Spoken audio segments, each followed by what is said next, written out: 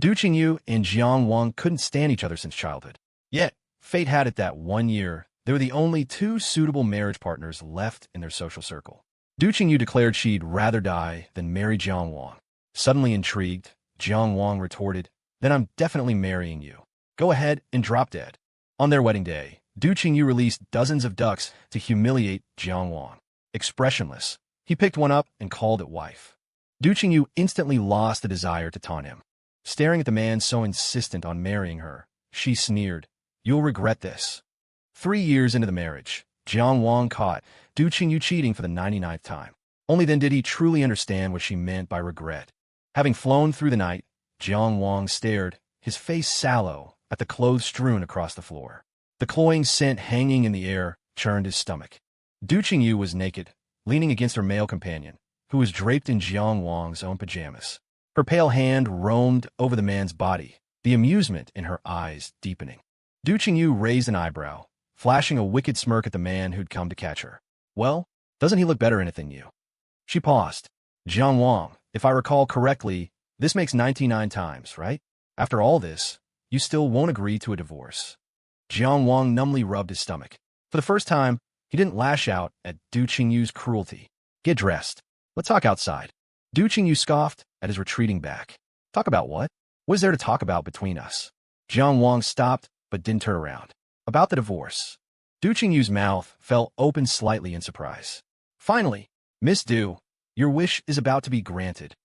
Jiang Wang had barely been in the study for 5 minutes when Duchingu, now fully dressed, pushed the door open. Clearly, she was desperate to divorce him. "Jiang Wang, you're not joking, are you?" The contempt in her eyes was unmistakable. He didn't answer, merely pushing the divorce agreement across the desk toward her. "Take a look. If there are no issues, you can sign." Duchingu picked up the agreement suspiciously, her eyes probing. She simply couldn't believe Jiang Wang would divorce her. The Jiang family had long lost its former glory. She'd assumed he would cling to her desperately, determined to bleed her dry. But after reading the agreement, she was utterly stunned. Not only did Jiang Wang want none of her assets, but he was also voluntarily giving up the marital home. She frowned deeply. "Are you serious? You're not going to demand a divorce 1 minute and then run off to make a scene at the family estate the next, are you?" Jiang Wang remained perfectly calm throughout. "I'm serious. I won't cause any trouble. You can rest assured." Duchingu didn't hesitate any longer, quickly signing her name at the bottom. As the final stroke fell, a slight smile touched her lips, a huge weight lifting from her heart. "Since the agreement is signed, let's go to the Civil Affairs Bureau and file the papers immediately. There's a 30-day cooling-off period, and I don't want to waste a single extra day with you." "Now," Jiang Wang frowned slightly. "Ah, I knew it. Don't tell me you're already having second thoughts." Duchingu scoffed. A sharp pain twisted in Jiang Wang's stomach, but seeing Duchingu's mocking expression, he simply said, "Let's go." He went through the procedures with her without delay. As the official handed them a form, they were reminded, "If either of you regrets this within 30 days, how could I possibly regret it?" Duchingu tossed her pen onto the table, her smile widening. Jiang Wang came out later, only to see Duchingu's car still parked by the roadside. She honked at him, lowering the car window halfway. Duchingu took off her sunglasses, her expression relaxed as she began to mock him. "Jiang Wang, they say even one night as husband and wife counts for something. Since we shared a bed, let me help you out. Don't worry about being alone. I think she's quite suitable." Duchingu offered him a business card, clearly intending to watch him squirm. Unexpectedly, Jiang Wang reached out and took it. "All right, I'll consider it." With that, he turned calmly and walked away, leaving Duchingu frozen in place. Duchingu didn't know. 30 days. It wasn't just the countdown for the divorce cooling-off period. It was also the countdown to Jiang Wang's death. Jiang Wang wandered the streets, tightly clutching the death sentence the doctor had handed him. "So, you mean I only have about 30 days left?" "I'm very sorry, Mr. Jiang." It felt like a bolt from the blue, but this wasn't the first time Jiang Wang had felt this way. The Jiang family was currently in turmoil, and the entire burden rested on his shoulders. He felt lost then, too. He had called Duchingu. He thought that even just bickering or arguing with her might make him feel a little better.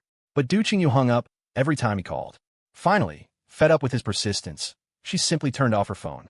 The next time she reappeared, it was with a male model, lying stark naked in their marital bed. She hadn't seen Jiang Wang's despair. All she saw was a face that disgusted and repulsed her. She deliberately French-kissed the male model right in front of him, the silvery thread connecting their lips stinging Jiang Wang's eyes. Well, want a divorce? Jiang Wang forced himself to remain calm and fled the room. In Jiang City, almost everyone knew he and Duchingu couldn't stand each other since childhood, always fighting whenever they met. And almost everyone assumed Jiang Wang hated Duchingu, just as she hated him. Jiang Wang touched the wedding ring on his finger. It was something Duchingu had reluctantly given him after the wedding, only because she was forced to. When she handed it over, she'd even thrown the ring box in his face. Initially, Jiang Wang had hidden his feelings well, until Duchingu pulled him close, demanding he fulfill his husbandly duties. Just as Jiang Wang was caught up in the moment, her hand brushed against the ring on his finger. Duchingu suddenly burst out laughing. Jiang Wang, don't tell me you actually like me? Is that why you've refused to divorce me all this time? If that's the case, you'd better get over it right now. Not only could I never possibly like you, I actively despise you. There's never hatred without reason. Duchingu disliked him because the Du and Jiang families had arranged their marriage long ago, forcing her first love to leave the country. That night, Jiang Wang lay awake until dawn. His own parents had a marriage of convenience, devoid of any affection. No one had ever taught him how to hold on to the person he loved. As a child, all he knew was to use sharp, antagonistic words to make Duchingu notice him. But what good did that do? Jiang Wang blinked his dry eyes.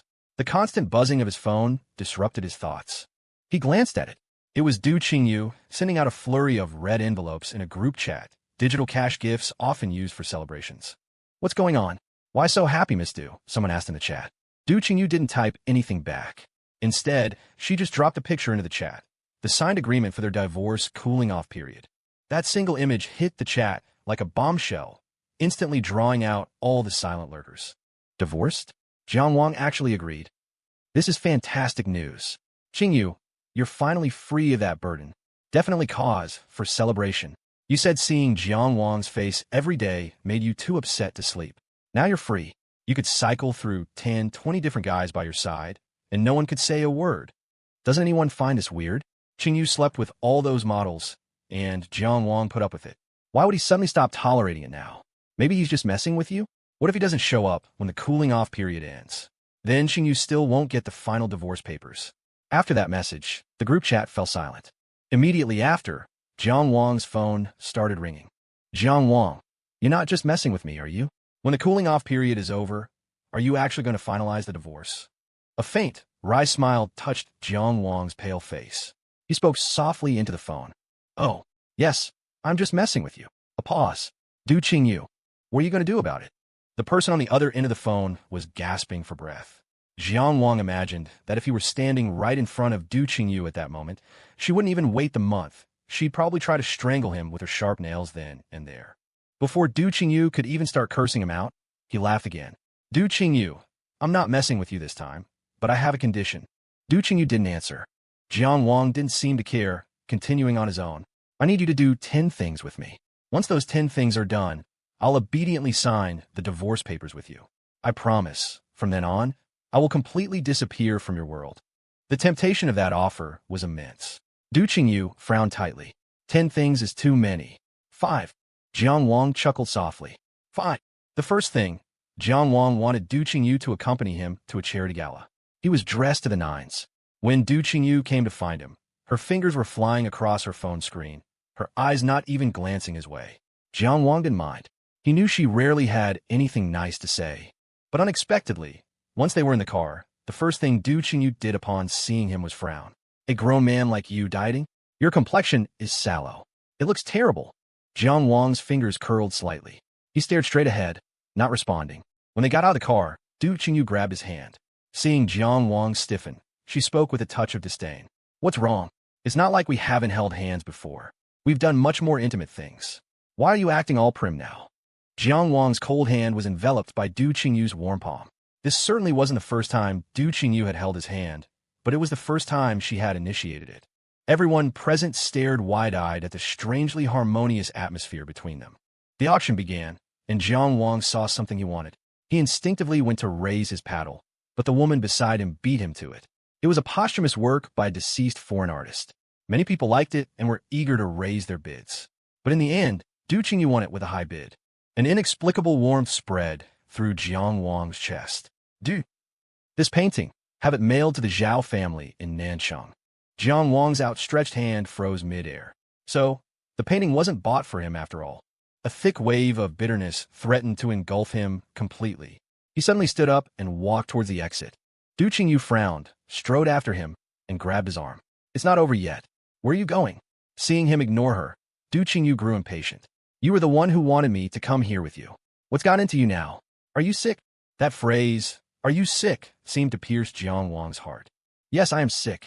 He forcefully shook off Duchingu's hand and walked out without looking back, disappearing from sight. Jiang Wang didn't contact Duchingu for a week. He moved out of their marital home.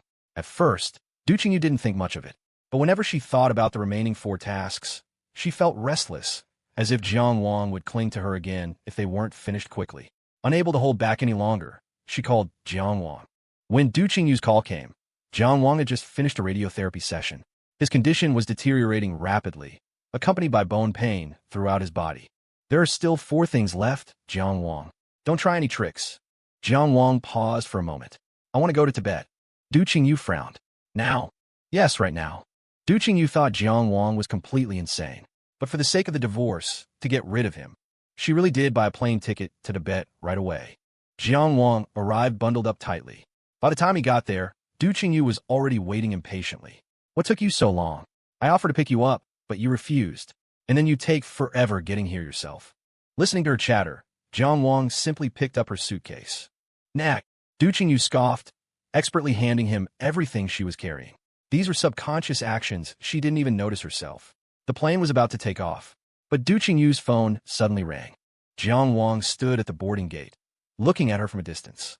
Duchingu gripped her phone tightly, her body stiffening. Sorry, Jiang Wang. I can't go to Tibet with you anymore. With that said, Duchingu turned and ran out of the airport. Jiang Wang numbly took out his phone. Sure enough, the pinned post on his moments was from Xiao Yang. He hadn't said anything, just posted a painting. And just like that, Duchingu had unhesitatingly abandoned him and their promise, turning her back. Sir, it's almost time. Jiang Wang snapped back to reality. He stopped lingering on her retreating figure and chose to walk in the opposite direction. After landing in Tibet, Jiang Wang received a text message from Duchingu. I'll be 2 days late. You go ahead and have fun without me. Jiang Wang was a bit surprised. Surprisingly, she said she'd be late, not that she wasn't coming at all. It seemed Duchingu really couldn't wait to distance herself from him. Jiang Wang didn't wait for Duchingu. Instead, he found a local guide and joined a tour group. His stamina couldn't keep up with the others, so he spent most of his time resting alone in his room. By the time Duchingu arrived, he had already packed his suitcase and was preparing to leave. Jiang Wang, I dropped so much work to come here and indulge your crazy idea, just so you could mess with me like this? Furious, she kicked over Jiang Wang's suitcase. Seeing his clothes spill out, Jiang Wang let out a bitter laugh. Accompany me? Isn't Xiao Yang right next door? Duchingu's expression instantly stiffened, and she spoke, lacking some of her earlier confidence. Yang is just here to sketch. Stop always picking fights with him. Jiang Wang's fingers curled into fists. He chose not to say anything more, simply bending down to pick up the clothes on the floor. Am I interrupting something?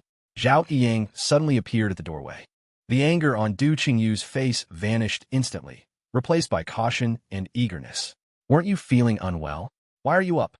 Ah, well, I can't just lie around forever. What were you and Mr. Jiang talking about? It sounded a bit loud, so I thought I'd come see. Hearing him say this, Duchingu finally glanced towards Jiang Wang at the side. It's nothing. Are you hungry? I'll go get you something to eat. Xiao Yang nodded sheepishly. Duchingu was about to leave when her steps halted abruptly.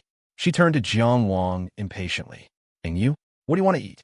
Jiang Wang finished packing the last item of clothing. Just that small bit of physical exertion had left him drenched in sweat. He heard the clear shift in Duchingu's tone. He replied flatly, no need. Seeing his refusal, Duchingu's expression soured instantly. Suit yourself. Starve for all I care. Your face is sickly pale. The door slammed shut, leaving only Jiang Wang and Xiao Yang in the room. This wasn't the first time Jiang Wang had met him. The Zhao family in Nanchang were merely nouveau riche, naturally looked down upon by the Du family. And Xiao Yang, proud by nature, felt the Du family were arrogant snobs. He had left in a fit of pique back then, hoping to make a name for himself abroad. Now he'd returned to the country with his tail between his legs, and the first thing he did was reconnect with his former first love. To an outsider like him, the whole situation seemed utterly ridiculous. With Duchingu gone, Xiao Yang didn't even bother pretending anymore. Mr. Jiang, long time no see. He kicked over the suitcase Jang Wong had just spent ages repacking. Watching the things he'd painstakingly gathered and packed just moments ago get scattered so easily, Jiang Wong's anger instantly surged into his throat. He knew Xiao Yang was deliberately provoking him, and he fell for it without hesitation. He immediately punched him in the face. Duchingu walked in just in time to see this exact moment. The bowl of noodles she was carrying for Jiang Wong crashed to the floor. Without asking for any explanation, she strode forward and slapped Jiang Wong hard across the face. Jiang Wong, that's enough.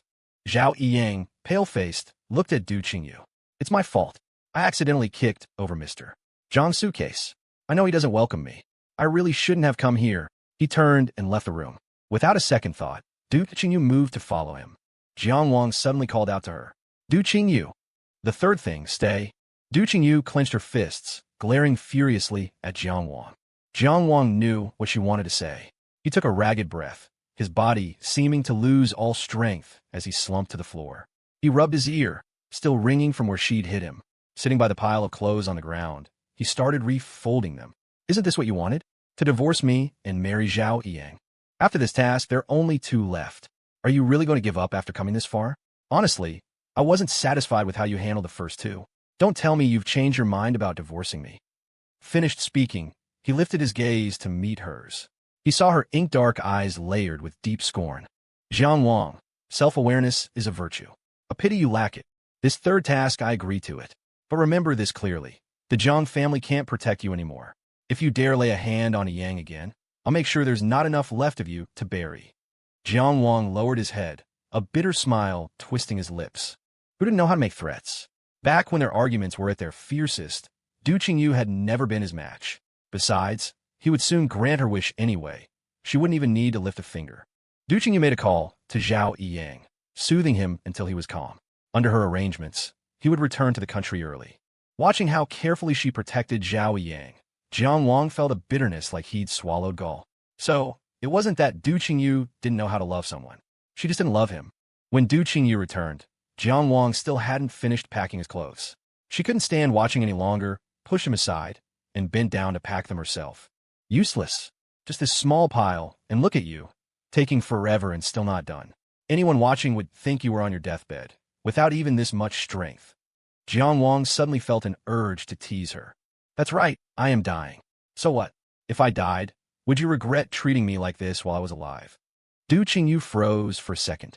When she looked up again, her face was full of mockery. Regret? You wish. If you died, I'd set off firecrackers for 3 days and 3 nights and invite the entire Jiangsheng to feast and drink.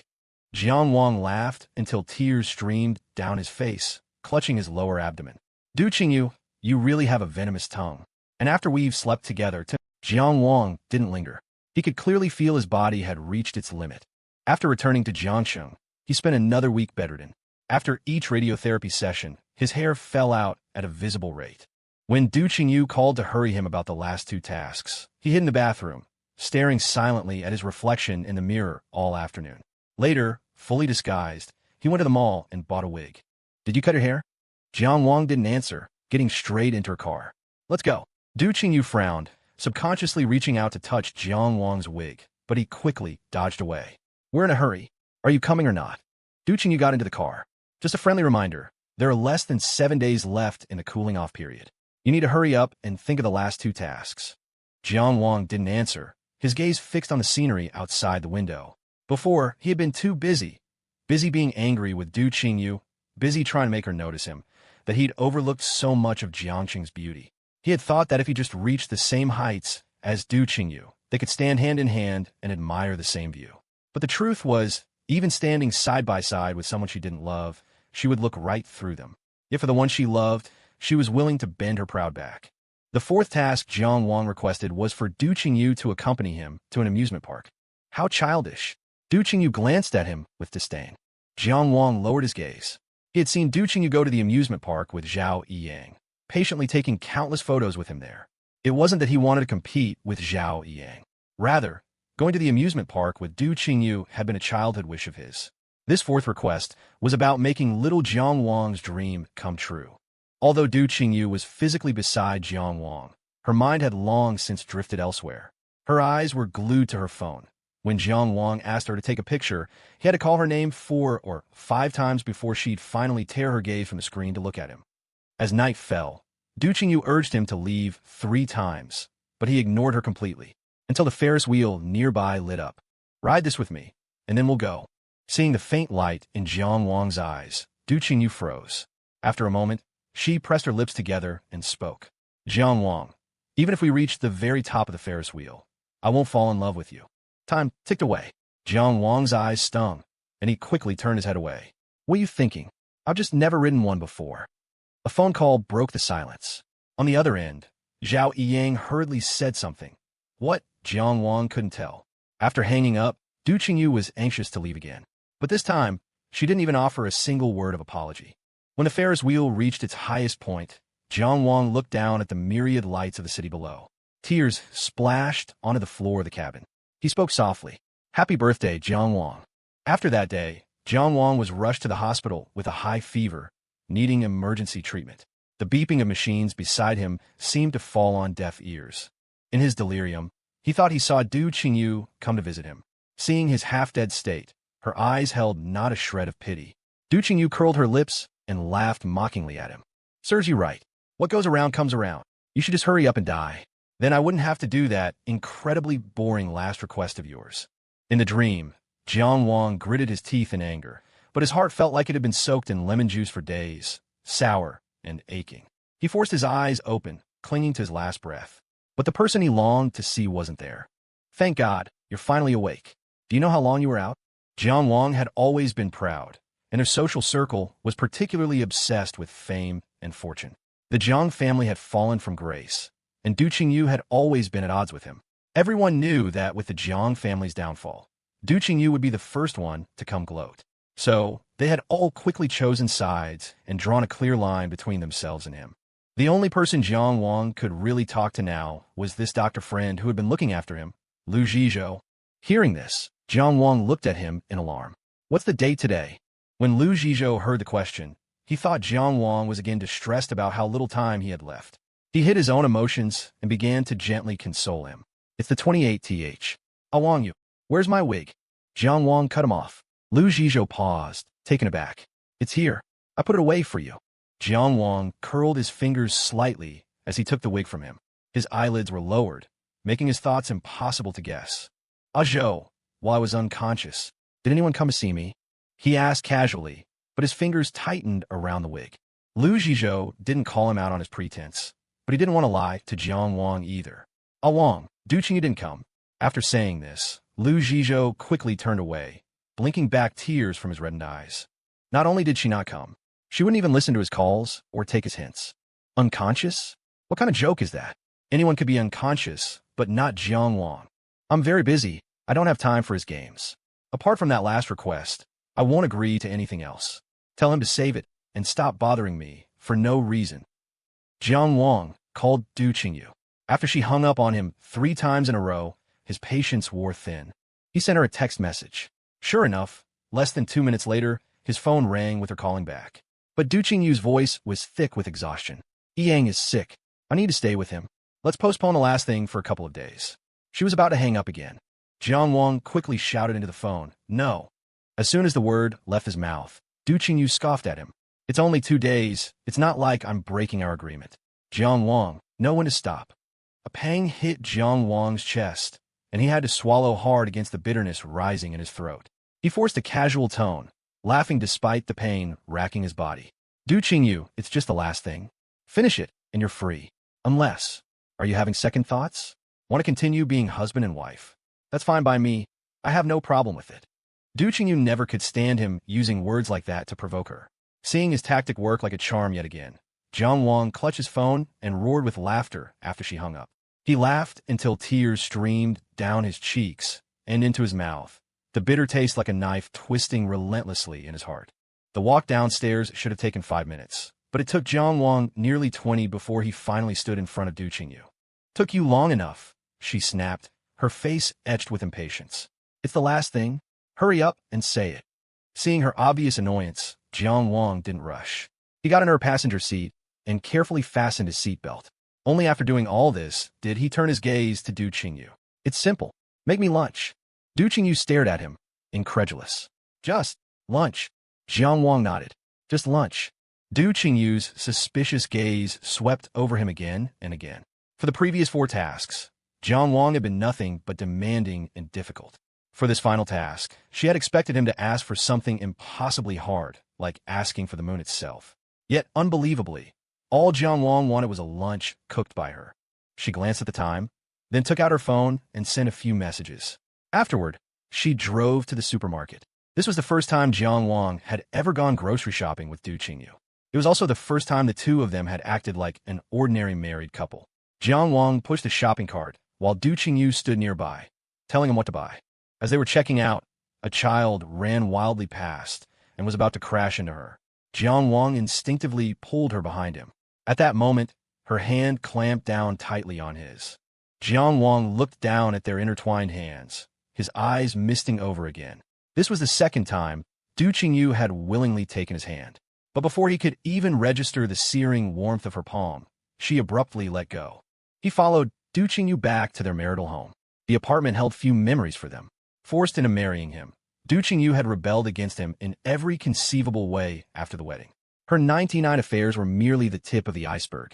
After changing her shoes, Duchingu went straight into the kitchen. The composure Jiang Wang had been desperately maintaining finally shattered the moment she turned away. He slumped to the floor.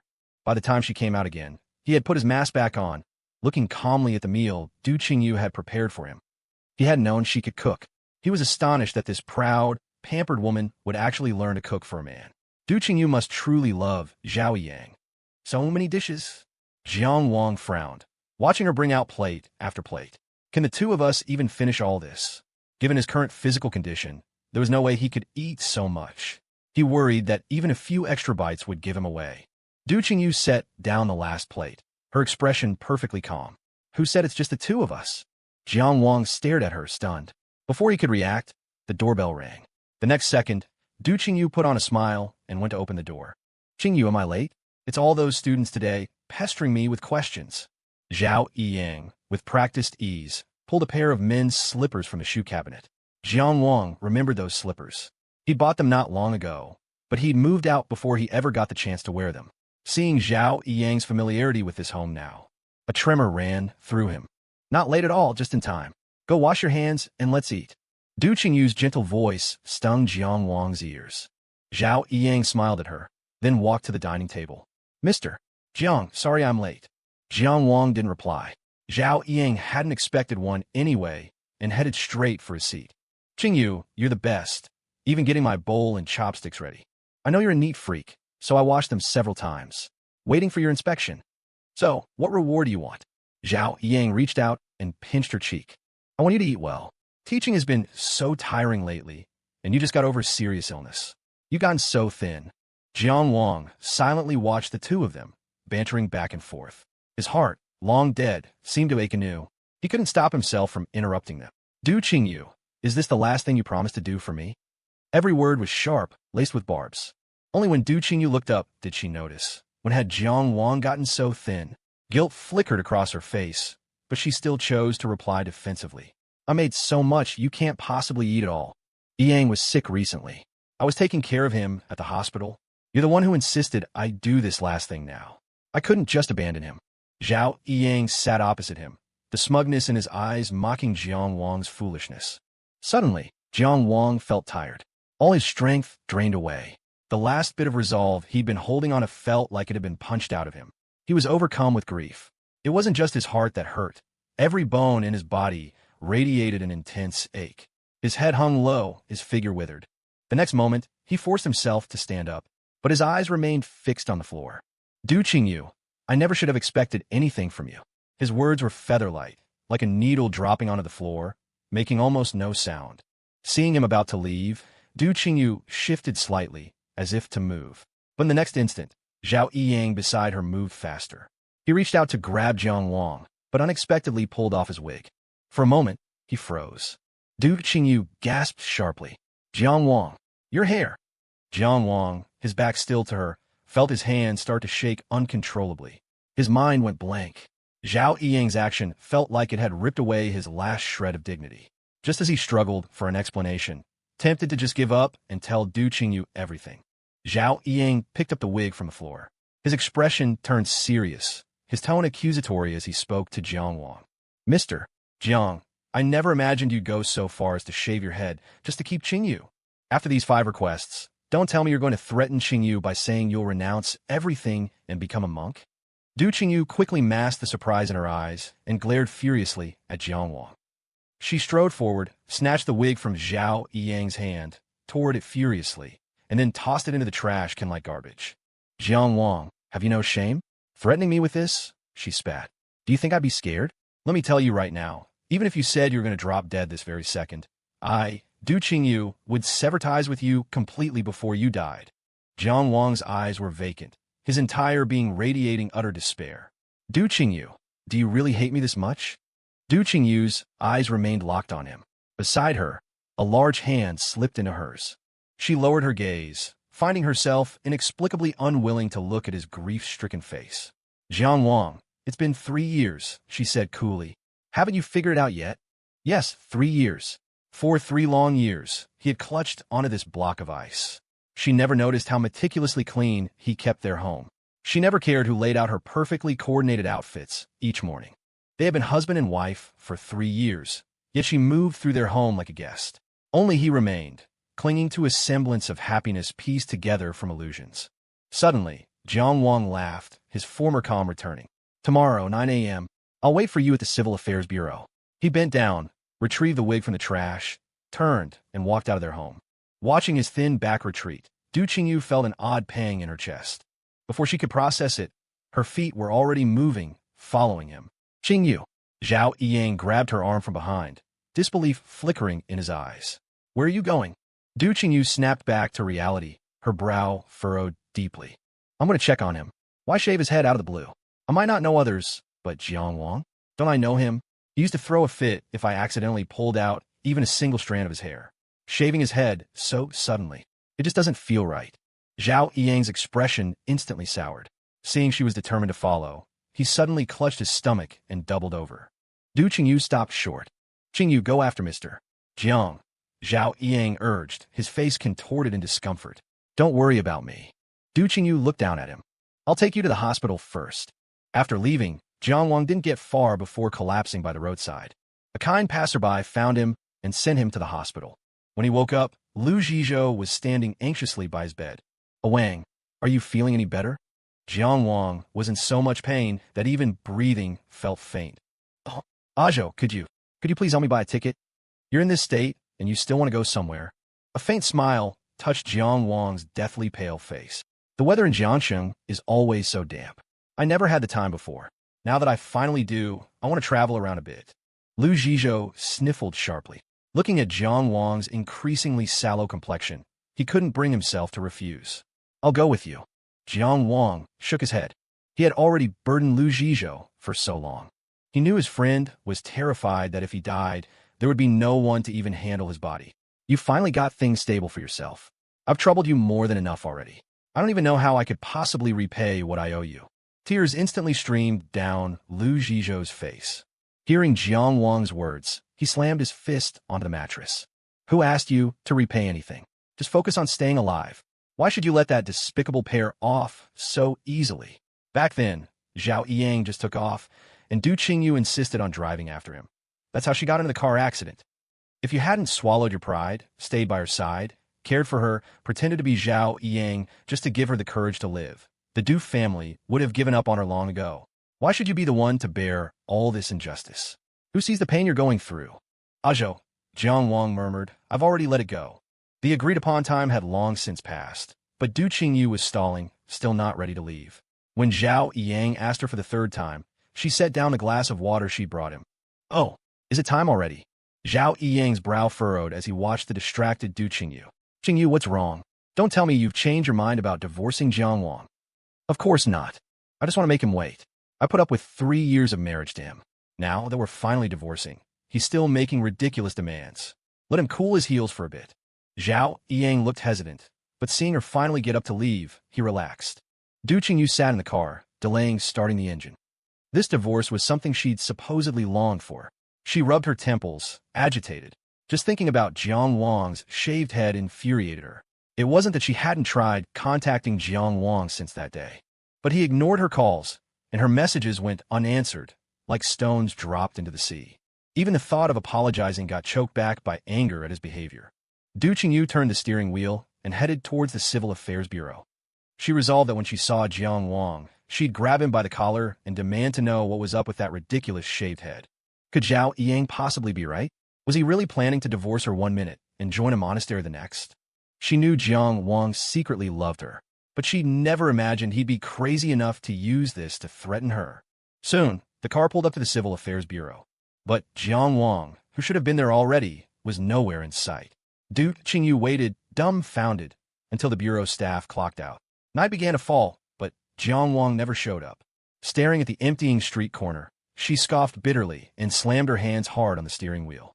Jiang Wang, you really pulled one over on me. Meanwhile, inside a hospital, doctors and nurses rushed Jiang Wang on a gurney towards the operating room. Lu Xiho, face etched with panic, clung tightly to his hand. Hey Wang, I've already bought the tickets. We can go wherever you want, whenever you want. You have to hold on. You have to make it. You said you still had so much left to do, so many places you haven't seen. Wake up. I'll quit my job. I'll go with you, okay? Please, just wake up. Lu Xiho choked back sobs, but the man on the gurney, eyes tightly shut, remained unresponsive. Xiho, where's his family? We need a family member to sign the consent forms.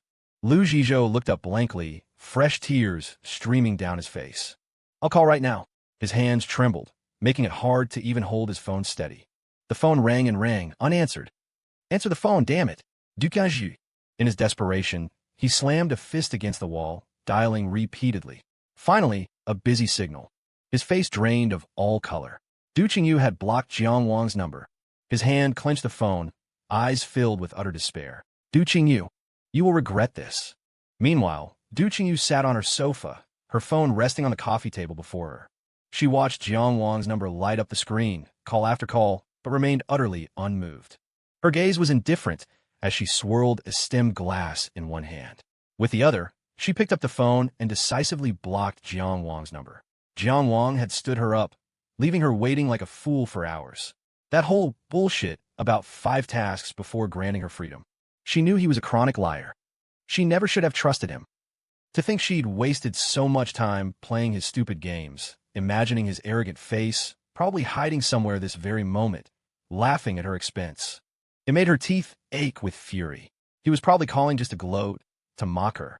Duchingu's eyes blazed with fury. She snatched up the phone and hurled it violently against the floor.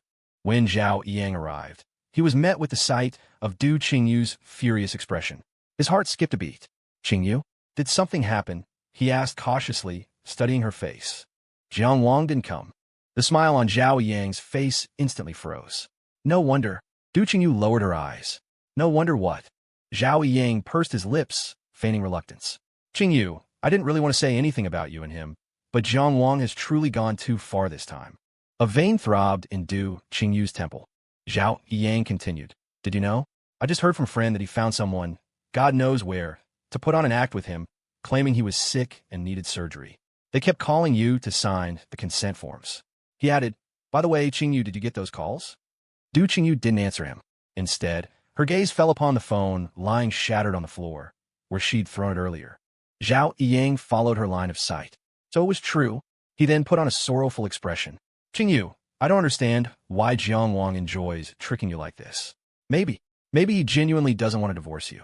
Jiang Wang, could he actually like you? He pressed on. And you? You two were married for 3 years, after all. Could it be that you also? Duchingu clenched her fists, then suddenly threw her arms around Xiao Yang. Without a word, she stood on her tiptoes and pressed her lips against his. A trail of silver glistened between their lips as they parted from the passionate kiss. Duchingu melted against his chest, weak-kneed. Qingyu, I love you, Xiao Yang whispered. If you feel the same way I do, I'm willing to be the other man, hiding in the shadows for you. Duchingu's eyes widened slightly, then softened as she looked at Xiao Yang with deep affection. Yang, I won't let you be the other man. You will be my rightful husband. After Xiao Yang left, Duchingu couldn't remain seated. Pacing restlessly, she immediately used her work phone to summon her assistant to her home. Starting today, she commanded, any project the Jiang family is interested in, I want you to pursue it aggressively. Spare no expense or effort. Secure it for us. She continued, her voice hard, and contact all of their long-term partners. Let them know, loud and clear, it's the Du family or the Jiang family. Let's see who they choose. Since the Jiangs threw away the respect we showed them, there's no need for courtesy anymore. The assistant, standing by stunned, finally couldn't help but interrupt. But, Ms. Du, the Jiang Corporation already declared bankruptcy and went into liquidation this morning. And old Master Jiang was cremated just recently. What? Duchingu froze on the spot. How could she not know? Seeing her blank expression, the assistant explained helplessly. You gave the orders, ma'am. No one in the company is allowed to mention the Jiang family, and we're to ignore all their affairs. Besides, this was huge news. Her own husband's father had passed away. Who would have thought Duchingu truly had no idea? After the assistant left, Duchingu sat on the sofa for a long time before recovering. Because she despised Jang Wong and his family. Even though they'd been married for 3 years, she forbade him from setting foot in her company and prevented any business dealings between the Jiang and Du family industries through nepotism. Jiang Wong had watched her give the order to her assistant himself. Afterward, he'd mocked her with a nonchalant expression. Duchingu, don't speak too soon. Maybe one day you'll be on your knees begging me to use your connections. Thinking of this, Duchingu's eyes filled with complex emotions. She truly didn't like Jiang Wong or his family. But for something so significant to happen to the Jiang family, and for Jiang Wong to keep it from her without a word. Could it be? Was he trying to make outsiders condemn her as cruel? Heartless? If that was his plan, Jiang Wong had seriously miscalculated. Her expression darkened as she picked up her phone and dialed Jiang Wong. The phone barely rang before someone answered.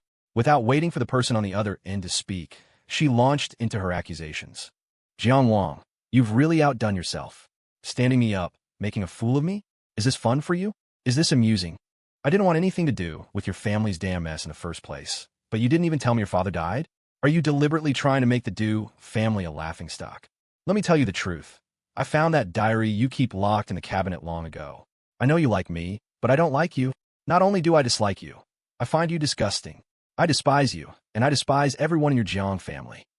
Breaking your promise doesn't matter. The lawsuit is just a bit more trouble. If you want to play games, Duchingu, will play along to the very end. Let's see what backbone you have left to challenge me now that the Jiang family is gone. As her words fell, the other end remained eerily silent.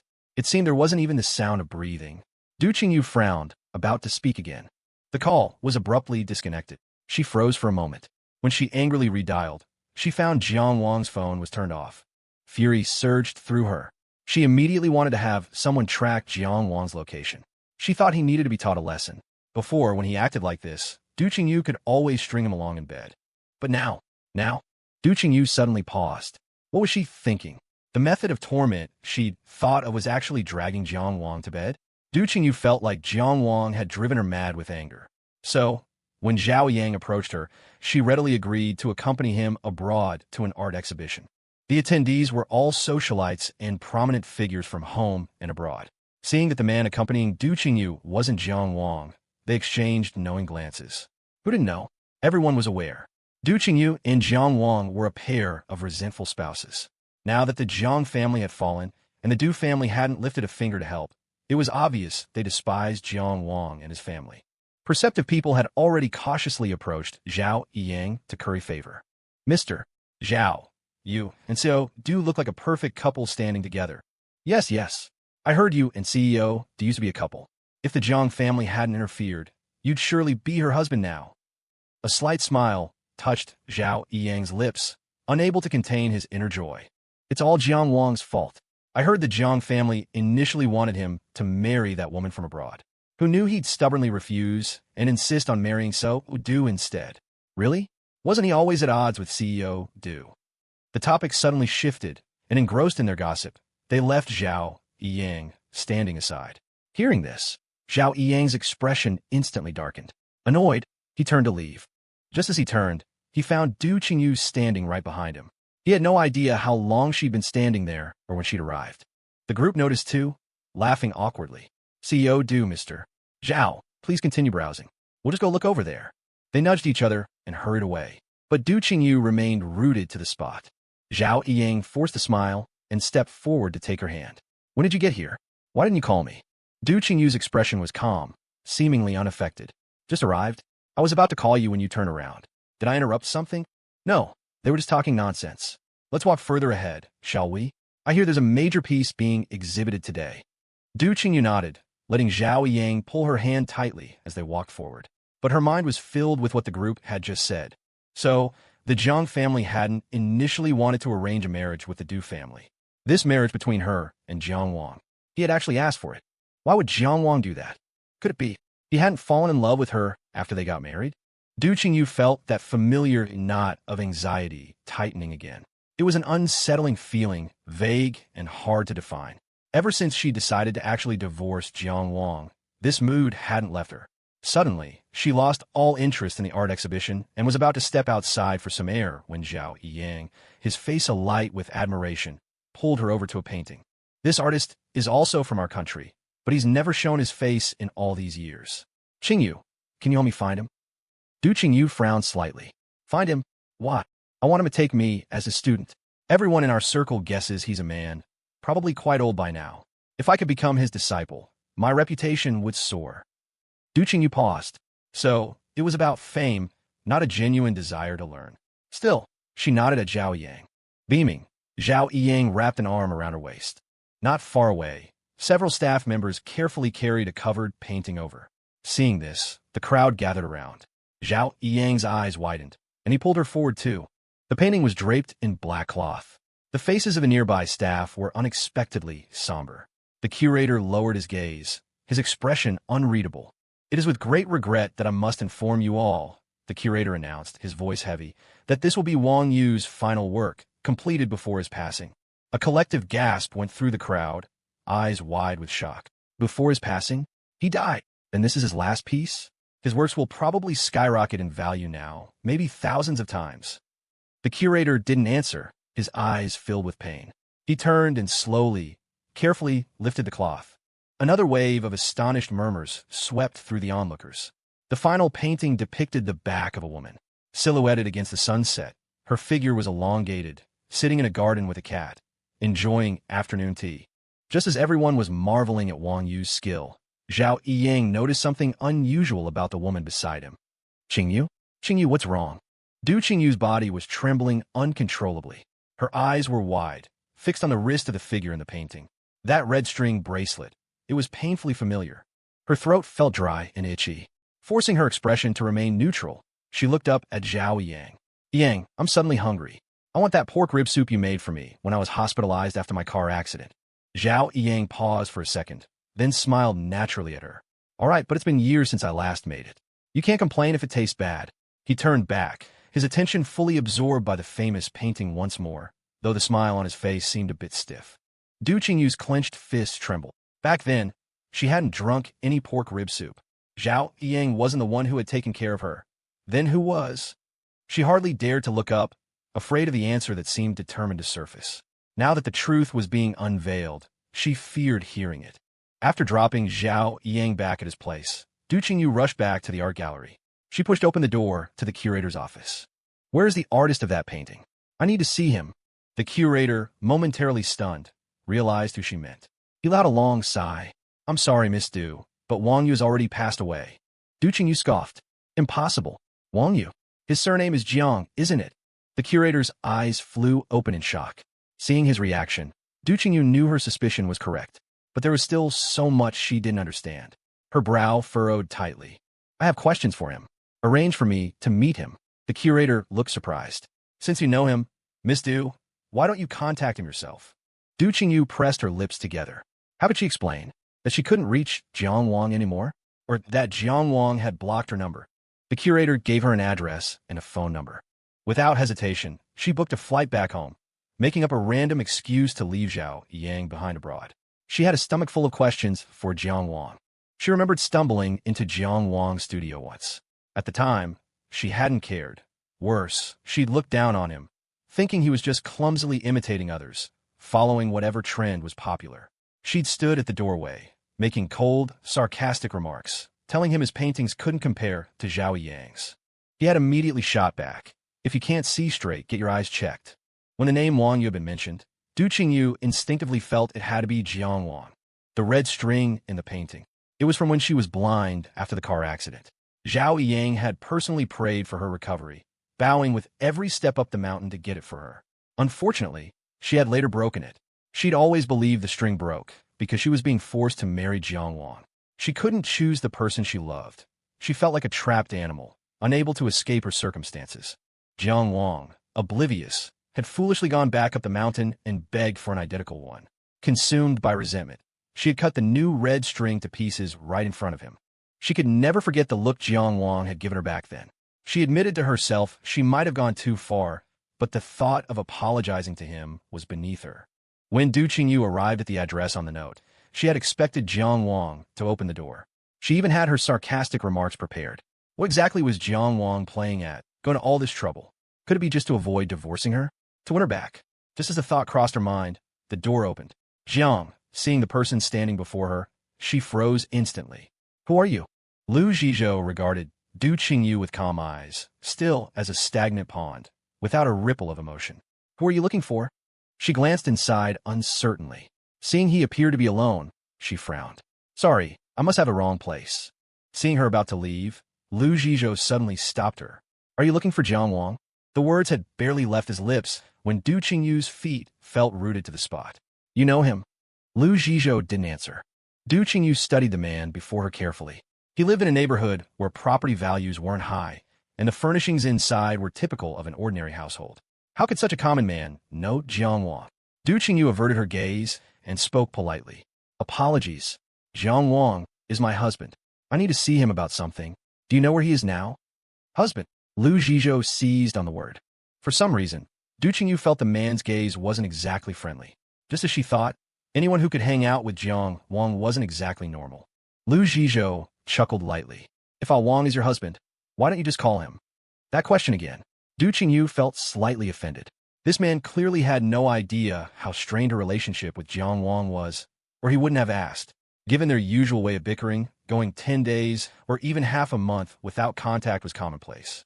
Her patience suddenly evaporated. If you see him, please tell him I'll be waiting for him at home. With that, she turned to leave again. Seeing her go, Lu Xiho suddenly shoved the door wide open. The sound of the door slamming against the wall startled Duchingu. Miss Du, you don't need to wait. Wang isn't in Jiangcheng. Duchingu looked at him, stunned. Where did he go? Lu Xiho's eyes remained fixed on her. He then turned, went back inside, and returned with a letter. I don't know. He didn't tell me when he left. This is a letter he left behind. I haven't opened it. Perhaps there's news of him inside. A letter. Duchingu took it, bewildered. Who even wrote letters these days? Duchingu looked down at the letter in her hand. Just as she was about to apologize, she heard a dull thud as Lu Xiho shut the door. Duchingu scoffed. Jiang Wang, what kind of friends do you even have? With that, Duchingu left the residential complex, letter in hand. She didn't notice a pair of eyes on a 6th-floor balcony, staring unblinkingly in the direction she had gone. Back in her car, Duchingu eagerly tore open Jiang Wang's letter, expecting some crucial information, like about the red string, or what he meant by breaking his promise, standing her up, and then disappearing. She opened the letter filled with questions, but reading it over and over, she found herself laughing out of sheer anger at Jiang Wang. It wasn't so much a letter as a travel brochure recommendation. It went on and on about how beautiful the mountains and scenery of Linqing were, how clear the water was, how it was a natural oxygen bar that could heal a body and mind worn out by her anger. Feeling like she'd been made a fool of yet again, she angrily crumpled the letter into a ball and threw it onto the passenger seat. She slammed her foot on the accelerator and drove home. Yet before getting out of the car, as if possessed, she picked the crumpled letter back up. As if spellbound, she had her assistant book a flight to Linqing. Coming to her senses later, she rationalized it to herself. This was just about getting the divorce. Jiang Wang had strung her along for a month with those 5 tasks, tormenting her. Making him sign the divorce papers in person was the least he owed her. On the way to Linqing, Duchingu surprisingly slept well on the plane. Before leaving, she had packed Jiang Wang's letter and the divorce agreement she'd stayed up printing in her bag. She needed to see Jiang Wang sign those divorce papers with her own eyes. Duchingu wasn't searching aimlessly. Jiang Wang's letter had detailed everything he planned to do after arriving in Lin City. The activities, the meals he wanted to eat, the sights he wanted to see, and even a few ghost houses he'd shortlisted. Duchingu went from one to the next, finally finding the guest house where Jiang Wang had stayed. She knew it was the right one because there was a large confession wall set up by the entrance, and she saw Jiang Wang's name written on it. A smile touched her lips as she entered the guest house. The thought of Jiang Wang's shocked expression when she finally caught him made her almost giddy with anticipation. Mr. Jiang? Yes, he stayed here. But he's already left. Left? It felt like a blow to her chest, and her ears rang for a moment.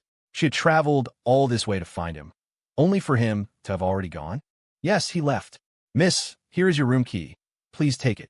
Staring at the key card offered to her, Duchingu's brow furrowed, but she accepted it. Since she was already here, and with nothing better to do, Duchingu decided to visit the places Jiang Wang had mentioned in his letter.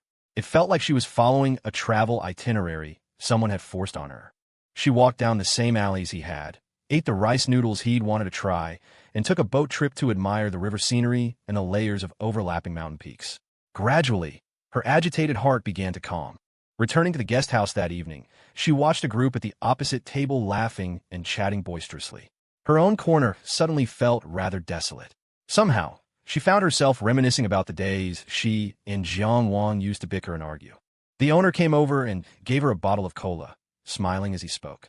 "You're remarkably similar to that gentleman." Duchingu let out a dry laugh.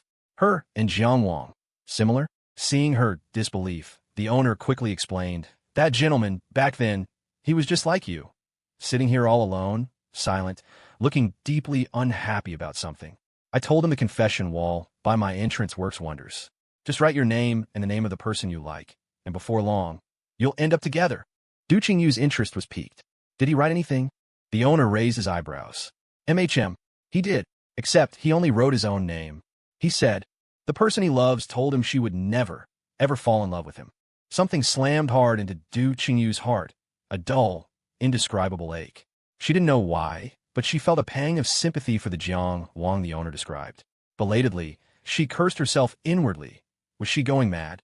Early the next morning, Duchingu checked out and returned to Jiang City. Xiho showed no surprise when she appeared at his door again. Without a word, he handed her another letter. Seeing the rigid expression on Duchingu's face, he sighed helplessly. "I only just received this myself. I don't have your phone number and didn't know where you live, so I could only wait for you to come find me." Hearing this, Duchingu immediately asked him to add her contact information. But just as she pulled out her phone, a call came in from Xiao Yang. She failed to notice Xiho's expression instantly turned cold. She lowered her phone slightly, frowned, and answered, "Qingyu, I'm sick. Can you come and keep me company?" Duchingu paused, as if considering. "Where are you?" Xiao Yang gave her the address. After Duchingu hung up, she turned back to add Xiho's contact, only to find he had already put his phone away.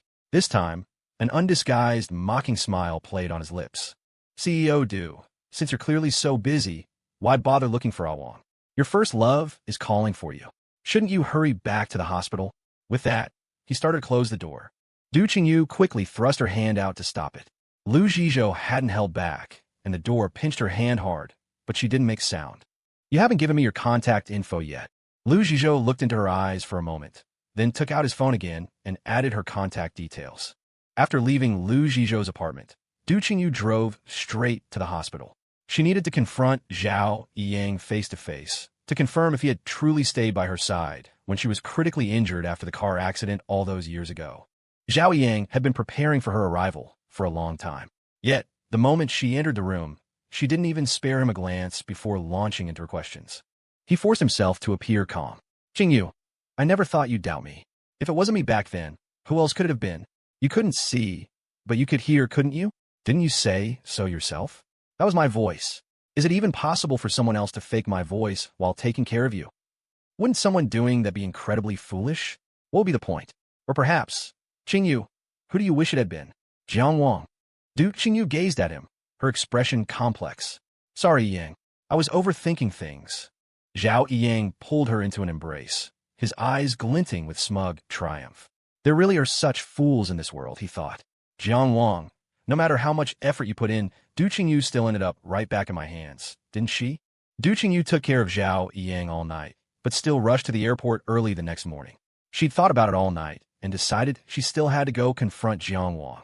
Was it fun, playing her for a fool? After landing, she arrived in Yincheng, the second city Jiang Wang mentioned in his letters.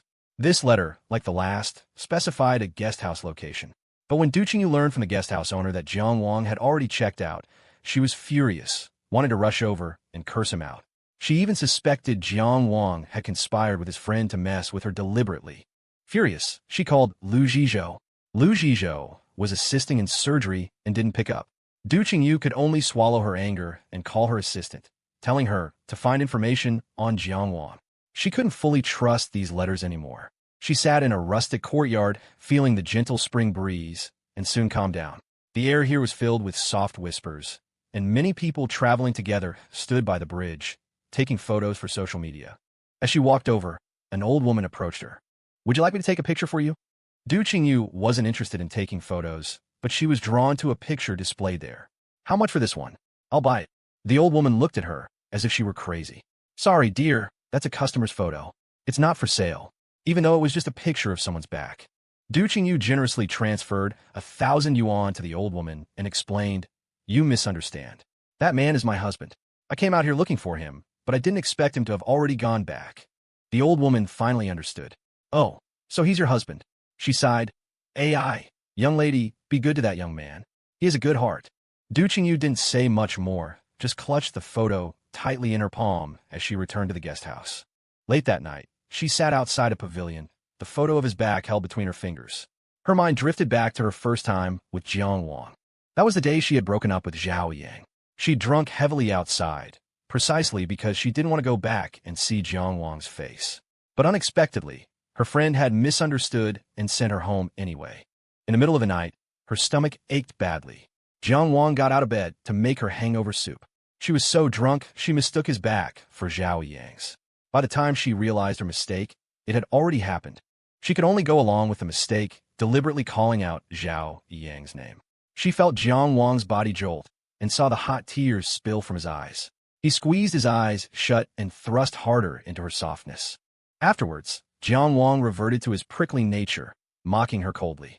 "Duchingu, are you just going to lie there like a dead fish?" However deeply she hurt him, he was determined to pay her back in full, with interest. With a personality like that, even when Duchingu felt she'd gone too far, his anger would provoke her into retaliating even more fiercely. After returning to Jiangcheng, Duchingu was no longer in a hurry to find Lu Zhizhou. Instead, she waited for news from her assistant. Xiao Yang kept calling her. Previously, she would have been overjoyed, but now she only felt intense irritation. She lied, telling him she was away on business, when in reality, she was hiding in the marital home she shared with Jiang Wang. Until Lu Zhizhou called her. "I received the third letter." Duchingu lowered her gaze, no longer eager to rush over as before. She paused for a moment. "I know. I'm in a meeting. I'll go get it when I'm done." Not long after she hung up, there was frantic knocking on her door. She frowned deeply, her heart filled with unease, as if something bad was about to happen, until she saw her assistant's panic-stricken face. Ms. I found Mr. Jiang." Duchingu's brow twitched. "Where?" "The cemetery." The phone slipped from Duchingu's grasp. Her eyes flew wide open. "Is this some kind of sick joke? Did Jiang Wang put you up to this? Where is he? Take me to him now. I want to see just how he bribed you. How much did he pay you to lie like this just to cover for him?" The assistant didn't move. Instead, he handed a file to Duchingu. "Ms. These are Mr. Jiang's medical records. He had liver cancer. The diagnosis came over a month ago." Duchingu staggered violently, nearly collapsing. Over a month ago? Wasn't that the day she'd cheated on him right in front of his face for the 99th time? That day, she'd watched him, eyes full of mockery as he was humiliated. She even had her lover put on Jiang Wang's pajamas, deliberately taunting him. "Well, doesn't he look better in them than you do? Jiang Wang, if I recall correctly, this makes 99 times, right? After all this, you still won't agree to a divorce."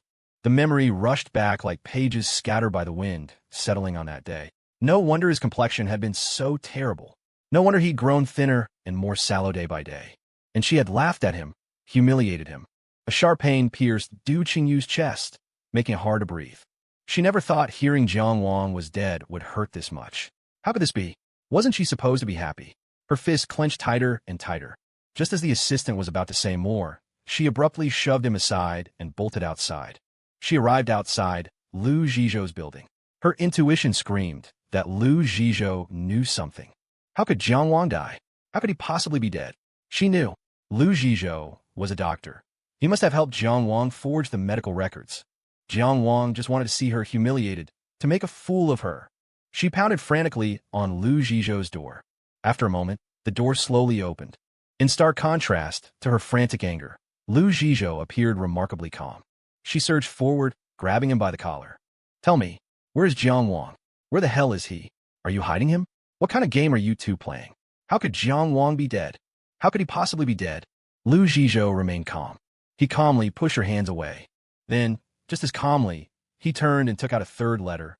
Seeing it, Duchingu snatched the letter, tore it viciously to shreds, and threw them on the ground. Enough. Just tell me one thing. Jiang Wang, is he sick? Lu Zhizhou watched her, unable to even utter the word dead. He suddenly found it almost laughable. No. Hearing this, Duchingu instantly snapped her gaze to him, her eyes filled with hope. But Lu Zhizhou's next words plunged her into an abyss. He's not sick. He's already dead. Dead, understand? Jiang Wang is dead. His hand slowly pointed to the scraps on the ground. Then he looked at Duchingu, his face etched with scorn. Aren't you going to look? Those are his last words to you. Duchingu's eyes followed his finger. The scattered pieces of paper stirred in the faint breeze, fragments of writing still faintly visible. Duchingu stumbled back 2 steps. Impossible. This isn't real. Someone like Jiang Wang. He's tougher than weeds. How could he possibly die? Lu Zhizhou's eyes were bloodshot, his fists clenched tightly. He bent down, gathering the pieces Duchingu had torn. Without a word, he walked over to Duchingu. He pressed them all into her hand. Take a good look. This time it's real. With that, he turned and left. Dazed, Duchingu stared down at the crumpled mess of paper in her hand. So much so that she hadn't truly registered Lu Zhizhou's words. This time it's real. What did he mean? When was it ever not real? She fled Lu Zhizhou's house in disarray. The shredded paper in her pocket felt like a hot potato, making her fidget uncomfortably even through the fabric. She emptied the scraps onto the table, but could only stare at them from afar, not daring to touch them. Her face was deathly pale, utterly devoid of color. Only when night fell did she slowly raise her numb hands and carefully begin to piece the scraps together. Hot tears welled in her eyes, accidentally splashing onto the paper. Duchingu frantically tried to wipe them away, but in the next moment, tears fell faster, nearly soaking the entire sheet. Duchingu could no longer contain her emotions and broke down, sobbing uncontrollably. On the white paper was Jiang Wang's unsteady scrawl. Duchingu, of the 5 things you promised me, you didn't fulfill a single one to my satisfaction. As punishment, no divorce, only widowhood. How about that? Going to curse me again? Too bad. You'll have to bring flowers to my grave to do it. If I had the choice, I wouldn't want to live this life again either. But thankfully, I'm checking out first. In the next life, I definitely won't have to run into you again.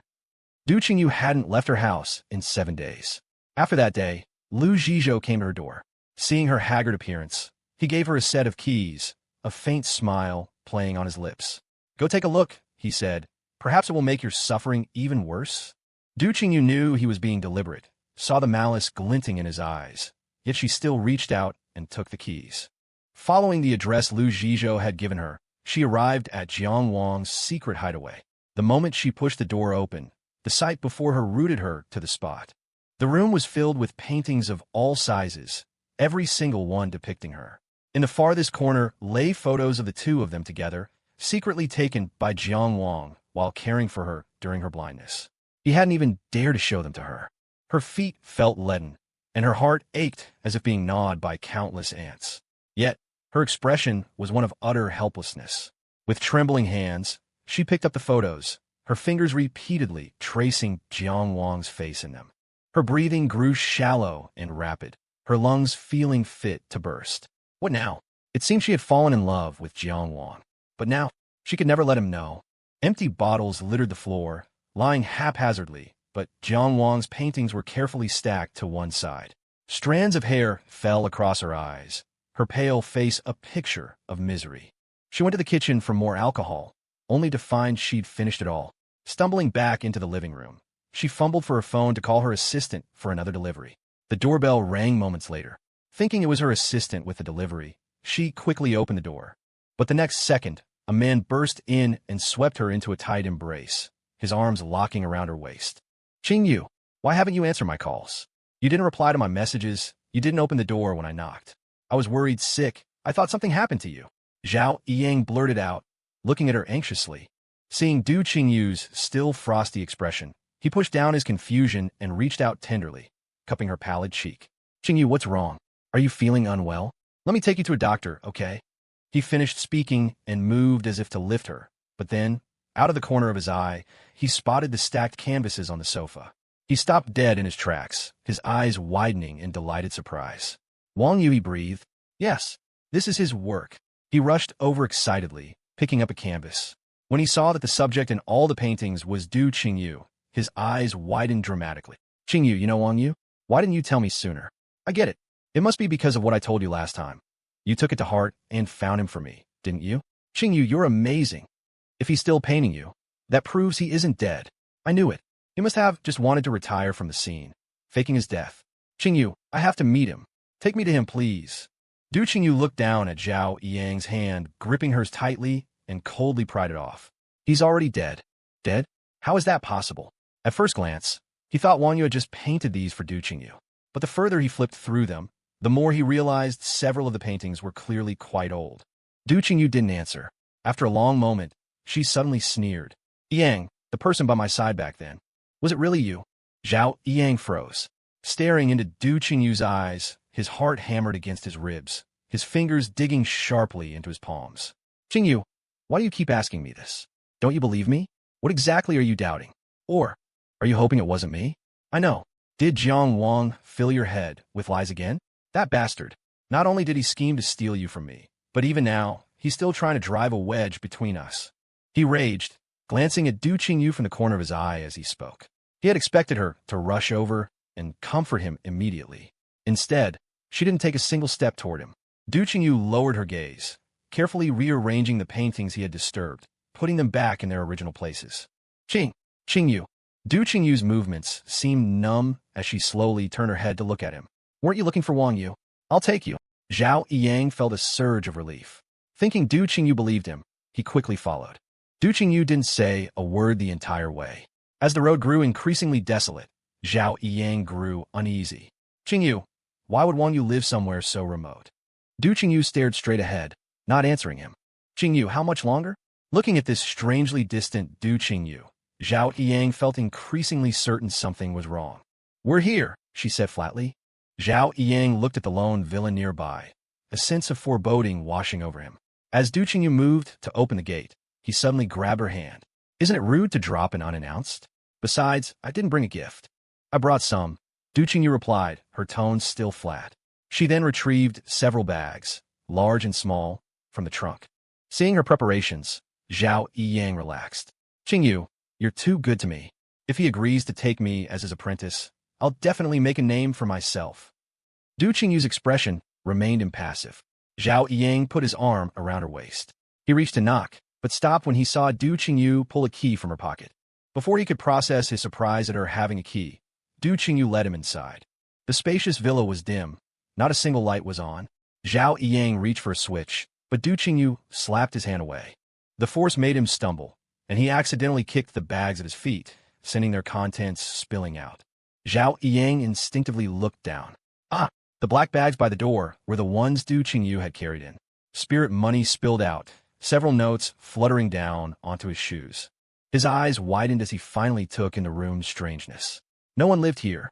In a corner of the living room sat a framed photograph flanked by candlesticks and offerings. He spun around to flee, but his legs felt like jelly, weak and unresponsive. He couldn't run. Qingyu, what is this? Duchingu hadn't reacted at all until now. Seeing him try to flee, her eyelids finally lifted. Weren't you the one who wanted to meet him? She sneered. The next second, she dragged him toward the corner shrine. When Xiao Yang saw the photograph was of Jiang Wang, his eyes bulged. Ah, how can it be him?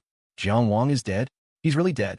Xiao Yang looked back and forth between the photo and Duchingu in terror. Her face deathly pale, Duchingu slowly advanced on him. Trembling violently, Xiao Yang stumbled backward until his back hit the wall. Duchingu grabbed a handful of his hair, violently dragging him before Jiang Wang's memorial portrait. Then, with a vicious shove, she slammed his head against the floor.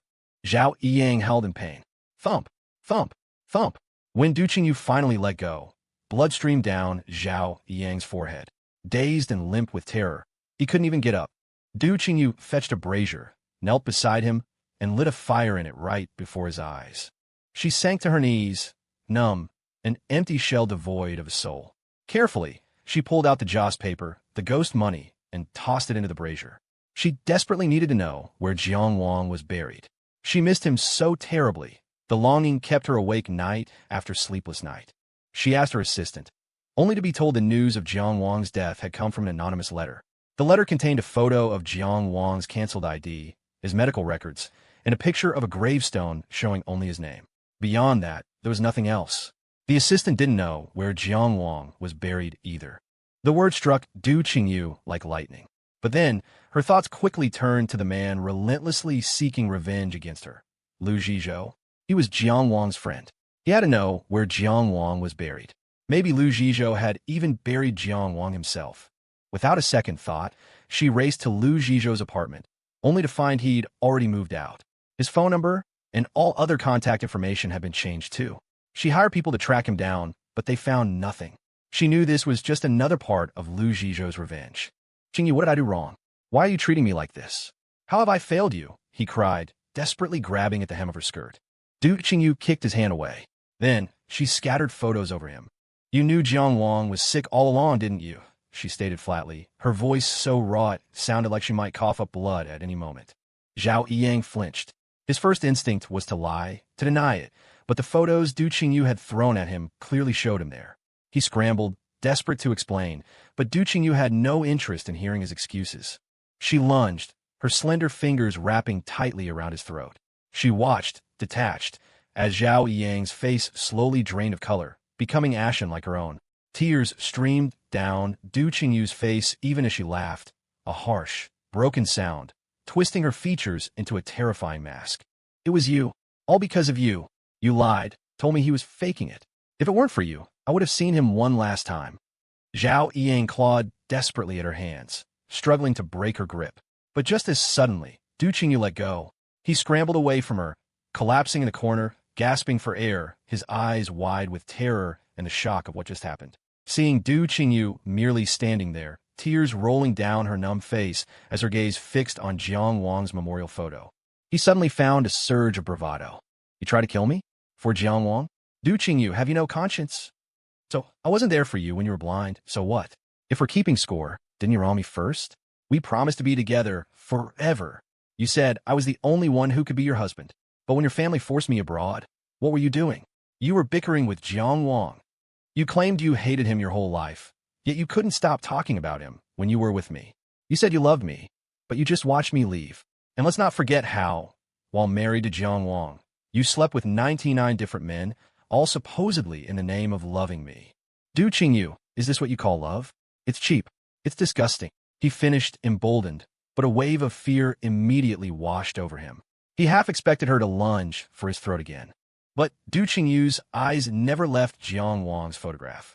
She obsessively lifted the photo, her fingers tracing his image again and again. You're right, she whispered, her voice hollow. I don't love you. I never did. The one I love is Jiang Wang. Xiao Yang's eyes widened in shock. Before he could process it, Duchingu's cold gaze snapped back to him. Yang, she said, her voice devoid of emotion, there's always a price to pay for your mistakes. Stay here in a tone, won't you? Duchingu locked Xiao Yang inside the villa. She confiscated his phone, took all his belongings, and left no food in the room. Ignoring his shouts, she deadbolted the main door and turned away. Her phone was blowing up with calls from her assistant. When Duchingu finally answered, the assistant let out a sigh of relief. CEO, you finally picked up?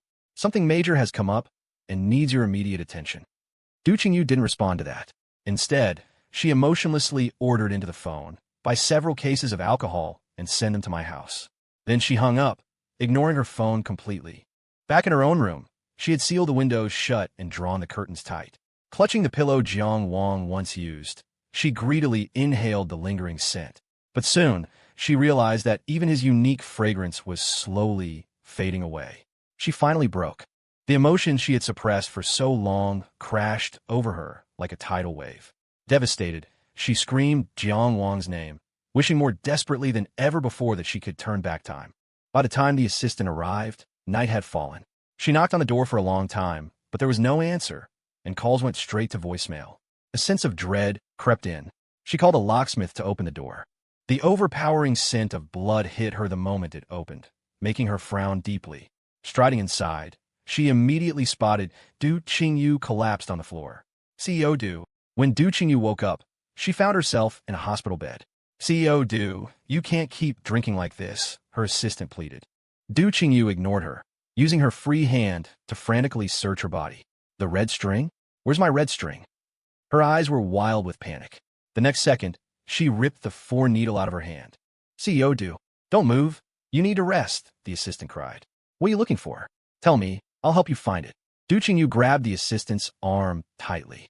The red string, did you see it? The one cut into several pieces. Her voice was frantic. Jiang Wang specially got it for me from the mountain temple. I finally found it hidden in his cabinet. I can't lose it. Help me find it. Go find it. Duchingu's grip left red marks on the assistant's arm. The assistant tried to hold the agitated woman down, but was forcefully pushed away. Slightly out of breath, the assistant said, "There was a lot of commotion when you were admitted. It might have fallen out on the way here or somewhere in the hospital. Don't worry, I'll go look for it right now. Let me just get the nurse to put your 4 back in." Before she could finish her sentence, Duchingu shot up from the bed and bolted out of the room. CEO Du, you just had surgery. You can't be out of bed. Duchingu ignored her assistant's cries, clutching her stomach as sharp pains shot through her. Every step felt like her insides were being torn apart. Breaking out in a cold sweat from the pain, she stumbled out of the elevator and immediately collapsed, hitting her head hard enough to draw blood. CEO Du, the assistant close behind, rushed to help her up. The assistant looked at her with a complicated expression. CEO Du, right now, the company needs you much more than that red string. Please, pull yourself together. Mr. Jiang, he's gone. You need to let go. She added softly. Besides, he loved you so much. He wouldn't want to see you like this. Duchingu's pupils trembled. That's right. Jiang Wang loved her so much. Yet she had hurt him again and again. When the Jiang family faced trouble, she had stood by and done nothing. Gasping for breath, she numbly wiped the blood dripping from her forehead and allowed the assistant to lead her back to the hospital room. From then on, she began to actively cooperate with her treatment, taking her medicine and accepting the 4 drips. Aside from being unable to sleep most nights, she seemed almost normal. After leaving the hospital, she threw herself back into work almost immediately. She practically lived at the company, her office lights burning late into the night. The assistant watched her from a distance through the door. Since returning, Duchingu had been abnormally calm. She had even arranged the acquisition of Jiang Enterprises, pouring all her best resources into reviving it. The Du family demanded she rename the Jiang company and put Du relatives in charge. Without blinking, Duchingu had them all thrown out. She had made many enemies for the sake of the Jiang family, and now she had thoroughly alienated her own Du relatives as well. The assistant shook her head and sighed. What's wrong? Worrying about CEO Du again? Someone asked the assistant. Looks like she's bounced back, doesn't it? She's more decisive and ruthless than ever. The assistant's gaze returned to Duchingu, hunched over her desk. Haven't you noticed? Noticed what? There's an air of death about her. Birthday wishes flooded Duchingu's phone. Only then did she remember, in a daze, that it was her birthday. She felt like a numb machine, her mind shutting down. Her fingers scrolled unconsciously through the screen, somehow landing on old messages from Jiang Wang. May 27th, 2024, midnight, Duchingu, happy birthday. May 27th, 2023, midnight, Duchingu, happy birthday. May 27th, 2022, midnight, Duchingu, happy birthday. The words on the screen felt like man-eating beasts. A chill ran through her, as if invisible beasts were viciously tearing at her. Unbearable agony shot through her limbs, and her body began to tremble uncontrollably. The phone slipped from her grasp, crashing hard onto the floor. Was it that Jiang Wang knew her too well? Knew she wouldn't even look at his messages? Or was she just too careless? She had never noticed that every single year, he was the very first person to wish her a happy birthday. A dull ache throbbed in her chest. She clutched at the spot tightly, as if it were the only way she could breathe. Once she had calmed down, she grabbed her car keys and headed straight out. The villa was eerily silent in the dead of night. The moment Duchingu opened the main door, a foul stench hit her. It was the smell of a rotting corpse. She didn't even turn on the lights, walking slowly towards Xiao Yang's body. Xiao Yang had starved to death. Before dying, he had gnawed his own hands raw. He was curled up painfully, as if trying to ease the suffering. Bloodstains streaked the wall where he had clawed it with his fingernails. Illuminated by the dim light, the scene was rather horrifying. But Duchingu felt no fear. She simply looked down calmly at the reeking corpse, her expression unnervingly composed. Her brow furrowed slightly as she spoke to Xiao Yang's body. "You've made a mess here." She rolled up her sleeves, fetched a basin of water, and began to clean up the scene. By the time dawn began to break, she had thoroughly taken care of Xiao Yang. She wiped the sweat from her forehead. Picking up Jang Wong's funeral portrait again, she gently pressed a kiss to his lips in the photo. She let out a soft laugh, her tone tinged with complaint. "Jiang Wong, you exasperating man," she murmured. "You did so much for me. Why couldn't you just tell me? Everyone else gets presents on their birthday. But you just fobbed me off with a happy birthday? I know you did it on purpose. Because I didn't even know when your birthday was, you deliberately didn't give me a gift, right? Jiang Wong. But I know now. I know that day we went to the amusement park. That was your birthday. Your wish was for me to ride the Ferris wheel with you. But I didn't know anything. I called you childish, and even left you there alone. Wasn't I awful? I bet you cursed me out after I left. Jiang Wong, you were right to curse me. I'm practically inhuman." She didn't have a single photo of Jiang Wong. Not one. So this funeral portrait, she had printed it from an old news interview of his. Her tears flowed faster, uncontrollably. Duchingu choked on her sobs. Her mind filled with the image of Jiang Wong's pale face after learning about his illness. It seemed like from that moment on, the ever-smiling Jiang Wong had stopped smiling. He asked her to accompany him for 5 last things. First, to go with him to a charity gala. But she bought the painting he wanted and gave it to Xiao Yang instead. Second, to travel with him to Tibet. But she abandoned him just as they were about to board the plane. She was actually rushing off to meet Xiao Yang, who had just returned to the country. Third, he asked her to stay and keep him company. She reluctantly agreed, barely containing her impatience, while secretly cursing him in her heart. Fourth, to go with him to the amusement park. Not only was she impatient, but she also gave him attitude all day and ignored his request.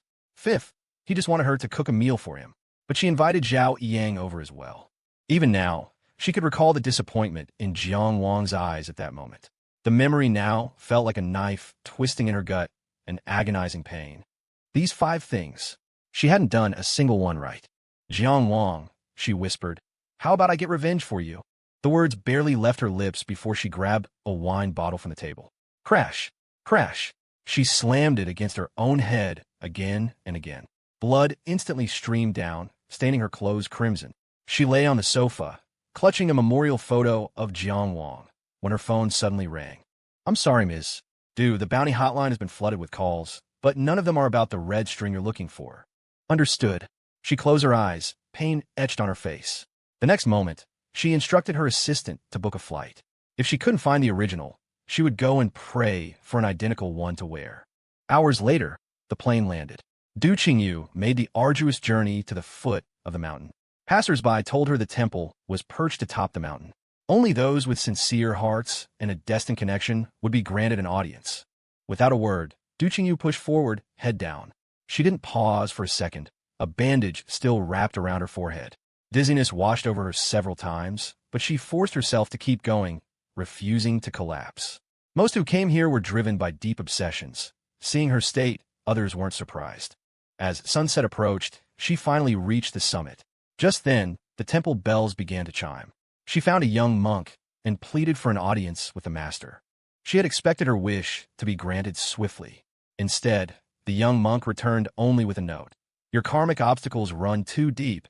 Your obsession is too strong. I will not see you." She stood rooted to the spot, stunned. As the young monk turned to leave, she hastily pulled out her phone. "I have money. Name your price. I can afford it. All I want is a red string. Just let the master give me another red string, so I can honor my late husband." "I'm sorry," the monk replied. "The master says he cannot grant what you seek. That red string, Mr. Jiang earned it through immense sincerity, prostrating himself with every step up the mountain. Your earthly ties with him are severed. You should let go." This attachment benefits neither you, nor him, nor anyone else. With that, he turned and walked away. Duchingu's outstretched hand slowly lowered. The final spark of hope in her eyes extinguished completely. Dejectedly, she returned to Jiangsheng, only to be immediately surrounded by police officers. Ms. Du, one said, regarding the disappearance of Mr. Xiao Yang. We need you to come in for questioning. Numbly, Duchingu followed the police into their car. Somehow tipped off, the media descended, cameras flashing wildly as they photographed her being escorted away. The story made headlines that very day. Duchingu remained remarkably calm throughout the questioning. Without concrete evidence, the police had no grounds to arrest her. When her assistant picked her up, he detailed the fallout from the incident. But Duchingu's thoughts were consumed by the master's words. Wearily, she rubbed her temples. Didn't Jang Wong have a nephew he was close to? The assistant looked stunned for a long moment before slowly nodding. Make the arrangements. Ask him to come to the company and have the share transfer documents prepared. Ms. Du, the assistant exclaimed. You're transferring the Jiang Corporation to him? Are you absolutely sure? Nearly all our resources are tied up there. This meant Duchingu was essentially cutting off a vital part of her own enterprise. Just do it. Her voice was dry and raspy. Any news on Lu Zhizhou? A flicker of hope sparked in her eyes. The assistant lowered his gaze. No, we can't find any travel records for him. He must still be somewhere in Jiangsheng. Keep looking. Duchingu commanded, too exhausted to utter another word. She slowly closed her heavily bloodshot eyes. News that Duchingu planned to return the Jiang Corporation to Jiang Wang's family sent shockwaves through the Du household. They universally condemned her, implying that the scandal of her police questioning had already left the Du family in a precarious, panicked state. Their angry shouts echoed in her ears. Enough! The Du family fortune will be squandered by this unworthy heir sooner or later. If only we had known, we should have. She slowly raised her eyes. Or else what? Hearing her cold tone, the person who had spoken instantly fell silent, their gaze faltering as they shrank back. Seeing this, Duchingu sneered. What? Lost your nerve? Regretting not bringing that illegitimate son back then? Her father had an illegitimate son. Turns out, everyone in the Du family knew except her. Back when she was blinded in the car accident, every one of them started plotting, wanting her to step down and hand over power. If it weren't for Jang Wong's meticulous care, if he hadn't stayed by her side through it all, this pack of vultures would have devoured her alive long ago. At this thought, a painful knot tightened in her chest again. She watched as their eyes widened, as if shocked at how she found out. Duchingu's expression grew even colder, enough to make one shiver. Not only will I not hand over the Jiang Corporation to any Du family member, but I'll also kick every last one of you parasites out. She had people escort them out and demanded back everything they had freeloaded from the Du family over the years. Furthermore, she had her assistant increase the reward money. The assistant held little hope, but unexpectedly, one night, she received a photo of a red string cut into several pieces. The style was exactly as Duchingu had described. She immediately called the sender.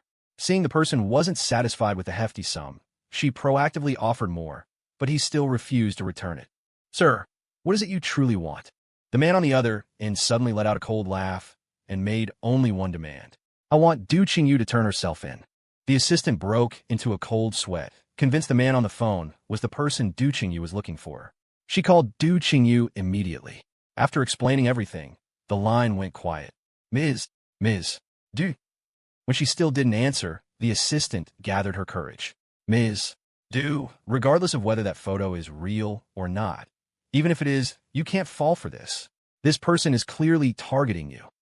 The breathing on the other end was faint, almost inaudible unless she listened closely. Ms. Du. Duchingu finally spoke slowly. Give me his number. He called from a borrowed phone. I already checked. Understood. After hanging up, Duchingu tightened her arms, clutching the funeral portrait to her chest. Everyone told her time heals all wounds, that what she felt for Jiang Wang was just guilt, and that eventually she could let it all go. She'd even wondered, for a moment, if it really was just guilt. After all, she and Jiang Wang had known each other for years, bickering and arguing for so long, and he was her husband in name. But as the days passed, not only did she not forget Jiang Wang, but the memories of their time together grew sharper, more heart-wrenching. She realized then that true love doesn't fade with time. Instead, it deepens, the memories etched into her very bones, forcing her to relive them again and again in self-torment, afraid to ever forget. She loved Jang Wong. No words were needed to prove it. She knew what Xiho wanted. Just her utter ruin and disgrace. Fine, she'd give it to him, as long as he returned the red string Jang Wong had given her.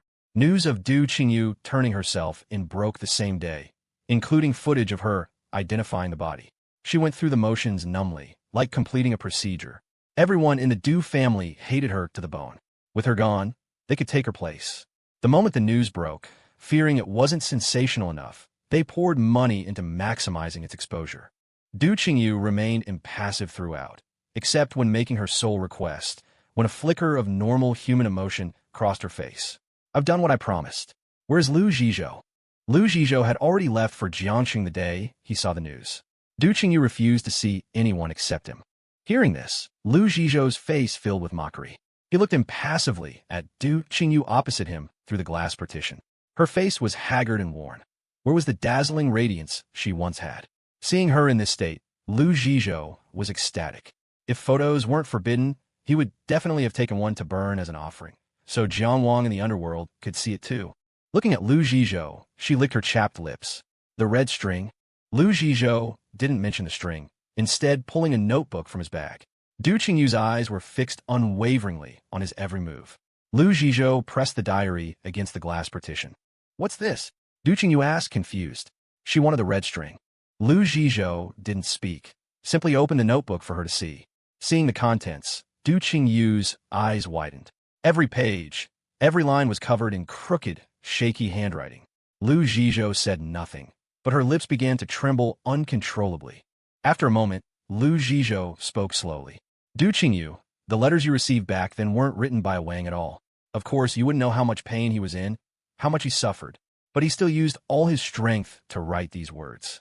He wanted to do 10 things with you, but you thought it was too many and only agreed to 5. He wrote the rest in this notebook. The letters you saw were just copies I made. Duchingu stared blankly at Xiho's face, tears unknowingly streaming down hers. Was he in a lot of pain when he passed? Xiho didn't answer, just watched her silently. After a long pause, he looked down and flipped further into the notebook. He held it up to the glass again. Before her eyes was a sentence Jang Wong had written as neatly as he could manage. If I have a chance, I want to come see this with Duchingu. Duchingu felt as if her heart had been ripped open, bleeding uncontrollably. She broke down completely, pounding her head with her fists. I love him. I love Jang Wong. I love him. Duchingu wept bitterly, like a child denied candy. Her eyes filled with such helpless confusion that anyone watching would believe she truly loved Jang Wong. But Xiho stared at her for a long time before letting out a laugh. Duchingu, do you really love a Wang? She nodded painfully. She loved him. Why did she only realize now how deeply she loved Jang Wong? Why had she been so stupid? Why had she kept hurting the man she loved most? She hadn't even seen him one last time. Wrong, Duchingu. You don't love a Wang at all. Impossible. How would you know how much I love him? You don't understand, she screamed furiously at Xiho. Why didn't you come find me then? Why did you only call? You made me miss my last chance to see him. Seeing her like this, Xiho merely curled his lip in a sneer. Duchingu, you claimed to love a Wang, yet you didn't even realize the writing on the confession wall wasn't his but mine.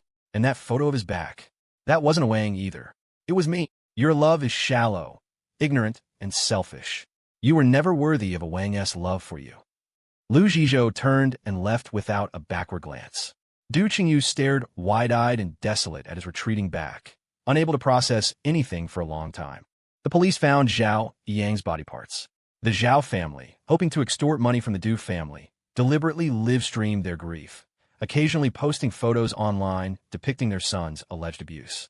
Meanwhile, the Du family scrambled to distance themselves from Duchingu. The two families fought fiercely, providing endless drama for onlookers, but no one was willing to support either family's businesses anymore. Duchingu's sentence was quickly finalized. She didn't appeal, simply existed day by day like a soulless husk, waiting for her execution. She even held a sliver of anticipation. Would she finally see Jang Wong in the afterlife? She was almost eager.